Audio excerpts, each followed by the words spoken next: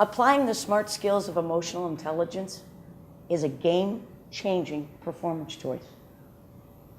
If you want to reduce your stress, simplify your decisions, increase your satisfaction, deal more effectively with the risks of everyday living, and recover more productively from the unexpected, I want you to tune in, buckle up for the ride of a lifetime, woo! Because I'm inviting you to build extraordinary capability by developing the smart skills of emotional intelligence. Now, we break emotional intelligence down into 4 dimensions, but I hope the question you're now asking is, what is emotional intelligence? Good question. Why would it be relevant to you, your family, and the organizations in which you work? Another good question. Well, I like to use the definition by the research of Dr. David Wexler back in 1958.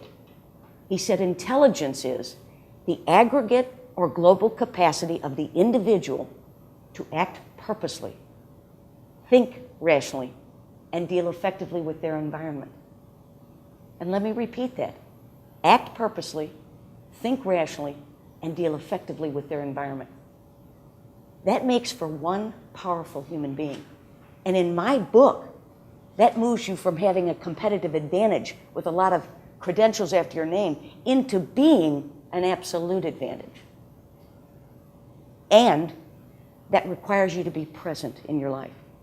So as we break these dimensions down into 4, the research tells us there's self-awareness, there's self-mastery, there's social awareness, and there's relational leadership. In a tight fix, what we say is emotional self-awareness. This is where you determine who you are, where you're going, and why. This is where you get honest with your gaps and your strengths. So the accurate self-assessment. And from that self-knowledge, you have a confidence. Socrates' injunction is the way I want you to be thinking about the first dimension of self-awareness, emotional self-awareness. Know thyself. That is the foundational piece. Without it, it's very difficult to move forward into the other dimensions. Because once you know better, the idea is then you're going to perhaps make a performance choice to do better in the self-mastery, that emotional self-control.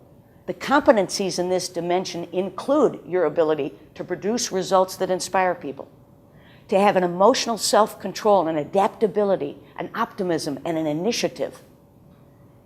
You'd only need, out of the 18 competencies, maybe 6 to create an opportunity for you to set yourself apart and distinguish yourself from a mass market of lookalikes. We all know that we are charged as leaders of making a performance choice with every person at every interaction, every time. Are we leaving them more energized, more committed and productive, rather than full of resistance, ill will, and dispirited? We're making that choice all the time. And when you're living in the present moment, you're able to act purposely, think rationally, and deal effectively with your environment. The third dimension now is social awareness. Do you have the ability to walk a mile in somebody else's shoe? Empathy is one of those competencies. Do you understand the ripple effect of you in the world and the world's impact on you? This all matters. You see where we're putting together in a holistic fashion your ability to act purposely, think rationally, and deal effectively with your environment. The fourth dimension is relational leadership. Your impact on others and their receiving of you. Are you an individual that inspires people? Do you have influence, which is the great power base, because rank, title, and position don't have the moral ground that it once did? Are you able to affect conflict in a positive way? Again, do your results inspire people? Do you have teamwork and collaboration as part of your arsenal? The firepower with which you approach day in and day out every individual. These 4 dimensions, self-awareness, self-mastery, social awareness, and relational leadership. Now let's break all of those hammers down into something that matters to you. Why is it relevant? Because performance choices and outcomes matter. They matter to you. They matter to your family. They matter to the organizations in which you live, work, and play. performance outcomes. I believe developing the smart skills of emotional intelligence is your global passport. I know for me, it was the keys to my freedom. For 30 years, I had empowered the weakness in other people against myself. Think of that. Empowering the weakness in others against yourself. I was a pawn on everybody else's game board, and it didn't feel good. With emotional intelligence, as a practitioner, I took my power back. And you can too. It's this simple, but it's not easy. Creating new neural pathways upon which you are going to decide with each interaction, are you going to be a knee-jerk reaction and have a negative emotional hijack, or are you going to respond by acting purposely, thinking rationally, and dealing effectively with each situation? Most people have their fingers out in blame. It's my attitude that you start taking full responsibility for what you think, for what you say, and what you do. These are performance choices, moment to moment, day in and day out. We ask you, where are you living emotionally? Do you know your own emotional portfolio? Are you living in the past? Are you in the present? Are you in the future? Yesterday, today, tomorrow. It makes a difference. Because yesterday is the past. If you're living in it, you're not learning from it. And it takes a whole lot of energy to go from the past to get present. If you're not in the present moment, you're never cherishing and know the joy and the peace and the contentment of this moment in time, because guess what? We don't have a guarantee of another breath. I don't, you don't. And tomorrow, think about the emotions about tomorrow. Fear, worry, stress, being overwhelmed, anxious. If those are emotions you're feeling, you're in the future.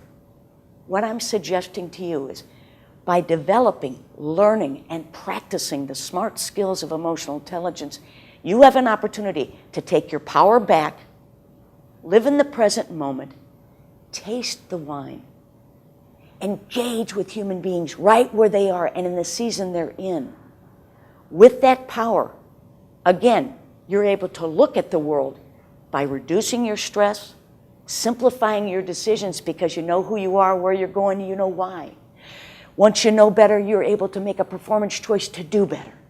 You start to see your exceptional life in a way of impacting in the world in a good way, in a powerful way, in a memorable way.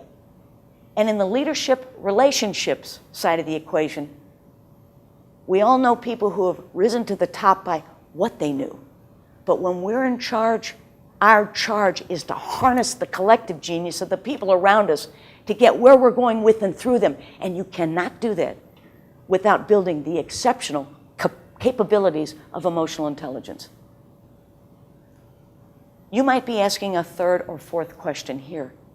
How do I begin doing that? Well, in simple and straightforward ways. I'll give you three. Do you call people by their name? Do you find you're telling yourself, I'm not good at that? Well, guess what? The child in you has reinforced it's not important enough for you to remember somebody else's name. You remember your name. Hopefully you remember your children's name. Call people by their name, the name they wish to be called by. That's one. Two, take 10 seconds. If some event, an external stimulus occurs, take 10 seconds to think about your response rather than your knee-jerk, wow, reaction. What do I want this relationship to look like after an engagement with me? Are they more energized, more committed, more productive after an engagement with me? Or are they full of resistance, ill will, and dispirited? As leaders of ourselves, that is our charge. And I believe developing the smart skills of emotional intelligence will permit you to taste the joy in living. Take your power back and put something back that's memorable, that empowers others, energizes others, enlightens others, and makes you a model. As a leader, it's not important what we say to people. As a leader, what's important is what we do. I'm one of 14 children, and I can tell you, I didn't listen to my parents. I watched what they did, and I saw love every day, in every way, in every action. And so it can be with you. Act purposely, think rationally, and deal effectively with your environment. Those are the skill sets of a highly emotionally intelligent individual. Thank you.